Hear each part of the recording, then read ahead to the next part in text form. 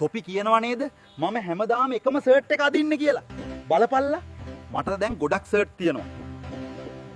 ඉතින් ළමයි Isaac Newton ගුරුත්වාකර්ෂණය හොයාගත්ත නිසා අපි එයාට ගරු කරන්නේ නේද? පිස්සුද සර්? ඕක හොයාගන්න කලින් ඕක හංගපු එකාටනේ ගරු කරන්න ඕනේ. උඹට තමයි පිස්සු. ඒ ගොබ්බයා ඒක පරිස්සම් ඇති තැනක හැංගවා නම් අපිට මෙච්චර දුක් විඳින්න ඕනේ නැහනේ. ඉමෝෂනල්. මමහට මලගෙවල් තිබුණා. තුන් වේලටම දුන්න කෑම මොනවද කියලා දැනගත්තත් මැරිලා ඉන්න ගෑණියක්ද පිරිමියක්ද කියලාවත් දන්නේ නැති. තමුසේ මොකද රතු ලයිට් එක දැක්කේ නැද්ද? දැක්කා. එහෙනම් නැවැත්තුවේ නැත්තේ?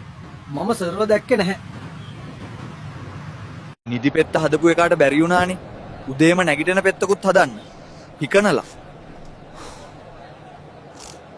මට උණ වගේ සීතල බොන්න හොඳ නැහැ. ඒකට කමන්නේ රත් කරලා බොනවා. අද නම් තමුසට බැලුම් පුම්බන්න වෙයි. ඇයි සර්? කාගේද උපන්දිනේ පොලිසිය පාටියක්වත්ද? අපි කාටවත් බය නැහැ. යුද්ධයක් අවශ්‍ය නම් අපේ ඒටත් සූදානම්. රතිප්චා අහස්කුරු පොළපොල් මිසයිල ඇතුළු තව උණ බටතුවක් තියෙනවා. පොඩ්ඩක් කල්පනා කරලා බලන්න. අපි අවුරුදු 45කට කලින් සතුටින් හිටියේ නේද මැනිකේ? ඉතින් අනේ අවුරුදු 45කට කලින් අපි අඳුරන්නෙත් නැහැනේ. ඔව් ඒක තමයි සතුටින් හිටියේ. කවුද ඔය ජෙනී කියන්නේ? ඇයි ඒ? නෑ මට ඒ නම ලියපු කොලයක් හම්බුණා තමුසේගේ කලිසම තිබිලා. ඒ මං ගිය සතිය අස්සෙට ඔට්ටු ඇල්ලුවා. ඒ අස්සයාගේ නම. අන්න තමුසේගේ රේස් අස්සයා කෝල් කරා විහාර මහදේවි පාක් එකට එන්න කියලා. රේස් එකේ ජොකියට ගන්න වෙන්නේ නැති. ඒ යකෝ තෝ මොකද බිලි දුන්න කුකුලා කාලා නැත්තේ? මචෝ බිලි දෙනකොට ලොකු එකෙක් දීපන්. මට මදි. යකෝ තොපි ජපානයේ එන්න වදුරු පැටි එක්ක ලොක් කරගෙන නලවනවා. ගෙදර වත්තට එන වදුරට ගල් ගහන කැටපොළු වලින් තියෙන තොපි වේසිගේ පුත්තු බොලව. කාලා කන්නේ මූසල වානර තිරිසන්නු අයෙත් ඇවිත් මක බෑවියන් හුත්තෝ. අඩෝ අම්මා එයිද බං? පිස්සු දෙයක්ෝ ඔබට. අර පරයෝ දෙන්න. අදත් ගංජා ගහනවා වගේ. මරනවා මං අද. හුටා. සෝමනන්ද එනව නේද? අරුන් දෙන්නට කියන්න ඕනි. Hurray hurray! අපි දින්නා පප්පන්ගේ ලොන්ද බැලුවෝ. හේයි!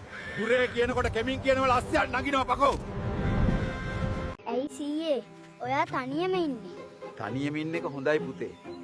යාළුවෙක් එක්ක ඉද්දි උම්මගෙන් හොස්පොට් ඉල්ලනවා.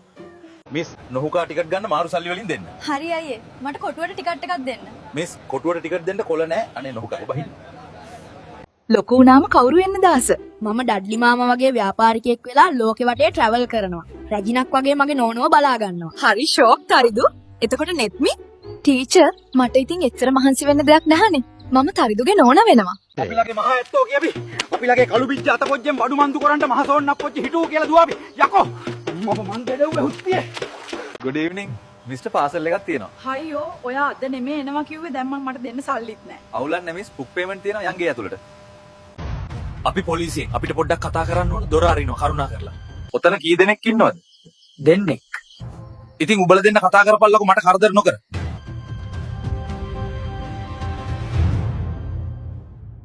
උඹලට මේ වගේ ජොබ් ආයේ කවුරුත් දෙන්නේ නැහැ. හරිද මල්ලි? බයි. මොප් එකට දෙපාරක් වැඳලා ගිහින් අර කොමඩ් එකේ තියෙන බෙට්ට අයින් කරපන්.